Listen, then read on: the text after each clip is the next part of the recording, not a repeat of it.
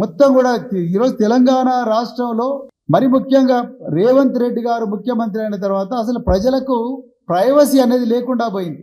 ఉదాహరణకు నాకు ఈ ట్యాపింగ్ కేసులో 243 ఆఫ్ పంజాగుట్ట పోలీస్ స్టేషన్ నాకు ట్యాపింగ్ కేసులో 14వ తారీఖు నాడు నోటీస్ వచ్చింది నన్ను అటెండ్ కామని. ఈ 14వ తారీఖు నాడు నోటీసు రాకముందే 7వ తారీఖు నాడు తెలంగాణ గడ్డ మీద 10 సంవత్సరాల నుండి ఆంధ్రజ్యోతి అనే పేరు పెట్టి నడుపుతున్న ఒక పత్రిక వారం రోజుల ముందరనే నాకు నోటీస్ వస్తున్నట్టుగా రాసింది. అసలు సిట్టు నడుపుతున్నది పోలీస్ అధికారుల లేకపోతే ఒక దినపత్రిక యజమాని. 7వ తారీఖు నాడేమో ఇకపై ఆర్ఎస్ ప్రవీణ్ వంతు ట్యాపింగ్ వ్యవహారంలో అని వస్తుంది, నేనేదో నిందితున్నాయన్నట్టు. అదేవిధంగా 14వ తారీఖు నాడు నాకు నోటీస్ వస్తుంది. నేను సిర్పూర్ కాగజ్ నగర్లో ఉన్నా. మళ్ళీ ఒక వారం రోజులకు ఆర్ఎస్ ప్రవీణ్కు మళ్ళీ 2వ నోటీసు.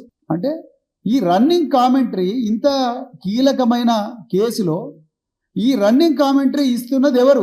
రేవంత్ రెడ్డి కాకపోతే ఇంకెవరిస్తారు ఆ పత్రికా యాజమాన్యానికి? నేను ఇలా మళ్ళీ ఒకసారి రిపీట్ చేస్తున్న పోలీసు ఉన్నతాధికారులకు, మీరు ఈ రేవంత్ రెడ్డి గారి రాక్షస ఆనందానికి మీరు బలి అవుతున్నారు.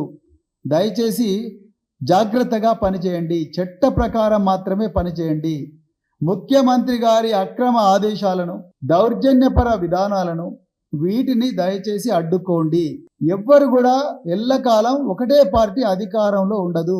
రేపు మళ్ళీ బీఆర్ఎస్ పార్టీ అధికారంలోకి వస్తుంది. బీఆర్ఎస్ పార్టీ అధికారంలోకి వచ్చిన తర్వాత చట్ట వ్యతిరేకంగా పనిచేసి ముఖ్యమంత్రి మెప్పుకోలు కోసం లేకపోతే మంచి పోస్టింగ్ల కోసం ఆయన ఇచ్చిన అక్రమ ఆదేశాలను కూడా పాటిస్తూ ఆర్టికల్ 21 రాజ్యాంగం ఇచ్చిన right to life and personal Liberty అనే హక్కు, అంటే రైట్ టు ప్రైవసీ అనే హక్కును హరించి వేసిన ఏ పోలీస్ అధికారిని కూడా వదిలే సమస్య లేదు.